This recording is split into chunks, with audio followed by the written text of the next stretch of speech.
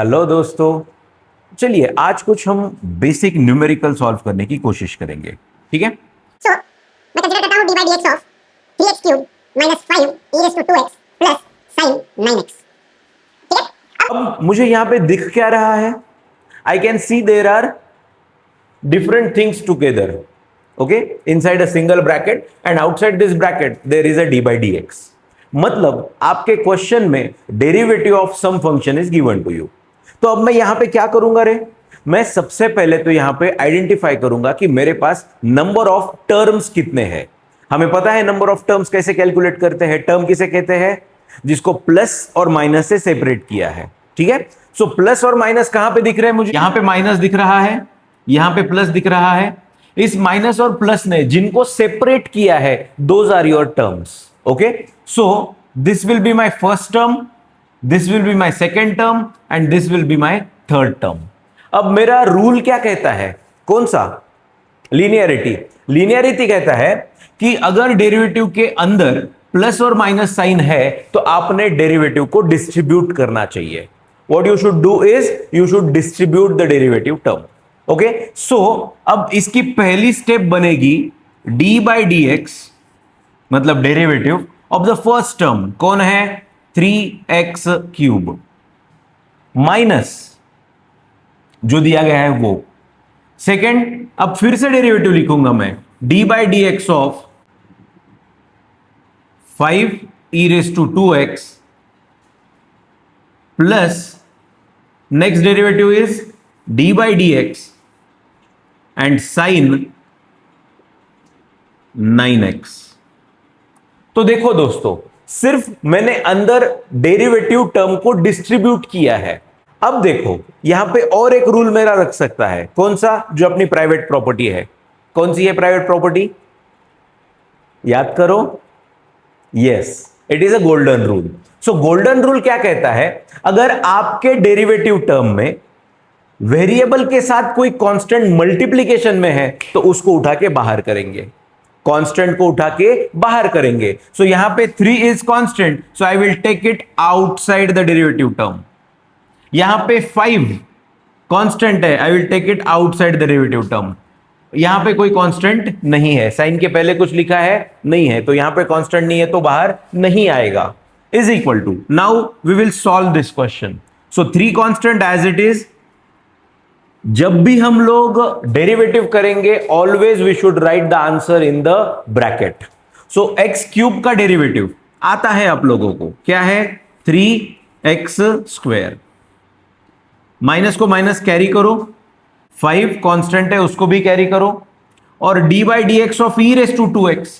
अब e का derivative e, exponential का derivative that exponential function as it is. So मैं लिखूंगा e रेस टू 2x, लेकिन इसके x के साथ 2 मल्टीप्लीकेशन में है तो यहां पे 2 आउटसाइड द एक्सपोनेंशियल टर्म लिखेंगे, प्लस लास्ट साइन 9x का डेरिवेटिव। अब हमें याद है साइन का derivative cos, angle as it is, constant outside, मतलब क्या? साइन की जगह पे मैं अब लिखूंगा cos, that is my derivative, 9x angle as it is and multiplied by the constant 9।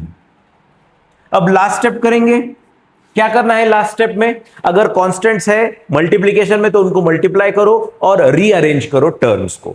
तो यहां पे दिख रहा है 3 into 3 that is 9x square minus 5 into 2 10 e raise to 2x and plus 9 cos 9x। So guys, this must be your final answer for the given question। I will repeat the steps in very brief। Derivative है, पहले check करो number of terms कितने हैं, जितने term है उतने derivative के science के साथ उसको डिस्ट्रीब्यूट करो। नेक्स्ट स्टेप में कांस्टेंट बाहर रख के अंदर डेरिवेटिव निकालो ब्रैकेट के साथ, और उसकी लास्ट स्टेप में आपको क्या करना है?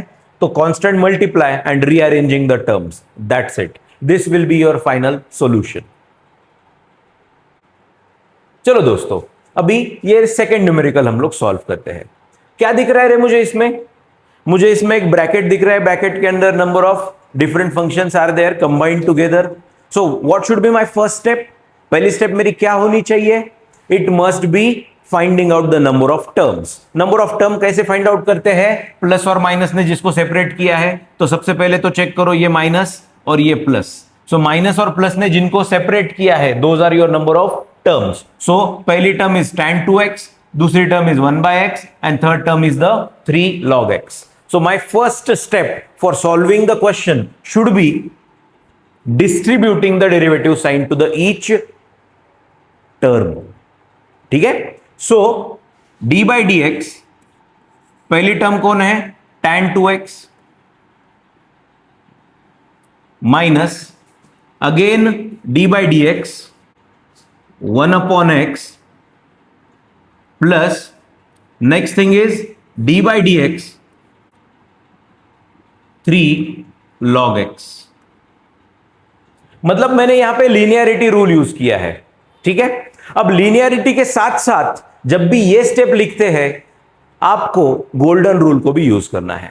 सो अगर आपके फंक्शन, वेरिएबल वाले फंक्शन के साथ अगर कोई कांस्टेंट टर्म मल्टीप्लाइड है, तो उसको उठा के डेरिवेटिव के बाहर करेंगे। तो यहां पे कोई कांस्टेंट नहीं है, यहां पे कोई कांस्टेंट नहीं है, यहां पे कोई कांस्टेंट है 3। सो 3 को उठा के आपके डेरिवेटिव के बाहर। याद रखो, उसी टर्म में आपको बाहर रखना है। कुछ लोग गलती करेंगे, 3 को डायरेक्ट यहां पे नहीं, outside the derivative term itself, उसकी जो खुद की डेरिवेटिव टर्म है उसके ही बाहर उसको रखना है। नाउ नेक्स्ट स्टेप, अब यहां पे डायरेक्ट डेरिवेटिव करने हैं हमको पता है tan का डेरिवेटिव क्या होता है? tan का डेरिवेटिव होता है sec square. What is derivative of tan? sec square. Angle as it is multiplied by the constant outside. So 2 sec square 2x is the derivative of tan 2x. Minus को minus carry करो, derivative of 1/x। अब 1/x का derivative क्या होता है? वो होता है -1/x square. Getting it? -1/x square. अब देखो, यहां पे डेरिवेटिव ऑफ 1/x का आंसर निगेटिव है और ऑलरेडी यहां पे निगेटिव है, तो कंफ्यूजन ना हो इसलिए हम लोग हमेशा आपके हर डेरिवेटिव के आंसर को क्या करेंगे? ब्रैकेट यूज करेंगे। ठीक है? तो यहां से आपका जो कंफ्यूजन है वो कम हो जाता है। प्लस 3 कैरी करो as it is, okay, and then derivative of log x। log x का डेरिवेटिव क्या होता है? 1/x। Now the last step of the solution क्या होना चाहिए? यहां पे कांस्टेंट्स है तो multiplication and rearranging the terms. So is equal to, यहां पे कितने कांस्टेंट है? एक ही है, so it should be 2 sec square 2x minus into minus. Minus अगर 2 बार मल्टीप्लाई होता है तो इट बिकम्स प्लस। देखो दोस्तों, ये जो स्कीम है ना आप लोगों की, माइनस माइनस प्लस, ये भूल जाओ, छोड़ दो उस चीज को।